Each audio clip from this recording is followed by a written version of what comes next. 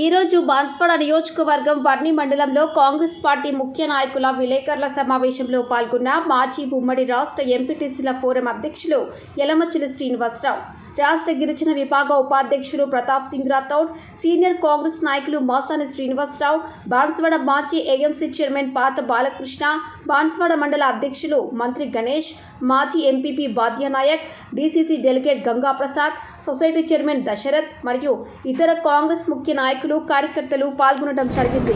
బాలరాజు అనే వ్యక్తి నన్ను అన్ని రకాలుగా రాజకీయంగా నాశనం చేసిండు. బాలరాజు టికెట్ రాని అన్నట్టు నువ్వు ఇవాళ శ్రీనివాసరెడ్డిలు బాలరాజులు ఎమ్మడి ఎందుకు తిరుగుతున్నావు చెప్పమని అడుగుతావు.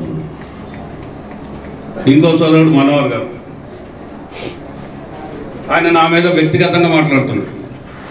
నేనేదో ఇసుక వ్యాపారం చేస్తున్నట, కొన్ని సందర్భాలు ఇక్కడ అందుబాటులో లేకుండా వెళ్ళిపోయినట, ఖమ్మము లేకపోతే ఇక్కడ ఏటూరు నగరం కొన్ని ప్రాంతాలకు వెళ్ళి నేనేదో బ్రతికినటువంటి పరిస్థితి ఉందట. ఈ మనోహర్ గారు మొత్తం ఇక్కడ కాంగ్రెస్ పార్టీని మొత్తం వేసేసి మా ఎవ్వరు అవసరం లేకుండా మొత్తం ఆయన కాంగ్రెస్ పార్టీని నడిపినటువంటి సందర్భం ఉందని ఆయన మాట్లాడుతున్నాడు. ఇవాళ మనోహర్ గారికి ఒకటే చెప్తున్నాం, ఇవాళ నువ్వు బోధన్ కోర్టుకు తిరుగుతున్నటువంటి 307 కేసుని పెట్టినటువంటి శాసనసభ్యుడు ఎవరు, శాసనసభ్యుడు కొడుకులు ఎవరో చెప్పాలని అడుగుతావు. నువ్వే తిరుగుతున్నావు ఇవాళ 307 కేసుకి. అటెంప్ట్ మర్డర్ కేసు నీ మీద పెడితే నువ్వే తిరుగుతున్నావు ఇవాళ, దాన్ని పెట్టిన వ్యక్తులు ఎవరో చెప్పాలను. ఇంకొక సందర్భం చెప్తున్నావు, ఆ రోజు పార్టీ ఇన్ఛార్జి ఉన్నటువంటి కాసుల బాలరాజు గారు, మనోహర్ నువ్వు కిల్లాకెళ్ళు, 10 రోజులు కాదు 20 రోజులకు బెయిల్ వస్తుంది, నువ్వు వెళ్ళి కోర్టులో నువ్వు లొంగిపో అని చెప్పినటువంటి సందర్భంలో ఉన్నటువంటి బాలరాజు గారి వల్ల ఏ రకంగా నువ్వు బాలరాజు గారు పొగుడుతున్నావు.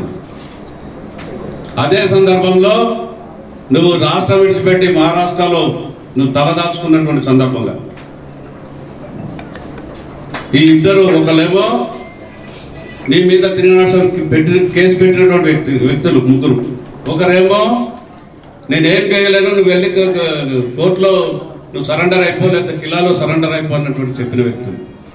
నేను ఇవాళ గర్వంగా చెప్తున్నా, నా వల్ల మహారాష్ట్రలో ఉన్నటువంటి వ్యక్తివి, నువ్వు దొంగతనంగా దాచుకున్నటువంటి వ్యక్తులు, నువ్వు నాకు చెప్పకుండా ఒక సోదరుడుగా నీ ఇంటికి వచ్చి నీ భార్యతో మాట్లాడి, నీ కొడుకుతో మాట్లాడి, అరే సోదరుడు మనవాడు మంచి వచ్చాడు, కాంగ్రెస్ పార్టీ కోసం శ్రమించే వ్యక్తి అనేటువంటి మంచి ఉద్దేశంతో నిన్ను నాందేడ్ నుంచి నేరుగా హైదరాబాద్ పిలిపించుకొని, హైదరాబాద్ నుంచి బోధన వచ్చి బోధన్ కోర్టులో మళ్ళీ పిటిషన్ వేస్తే నువ్వు 50,000 ఏదైతే కోర్టు ఫీజు ఇచ్చినటువంటి వ్యక్తి, మూడోసారి మళ్ళీ రిట్ పిటిషన్ అయినటువంటి వ్యక్తులు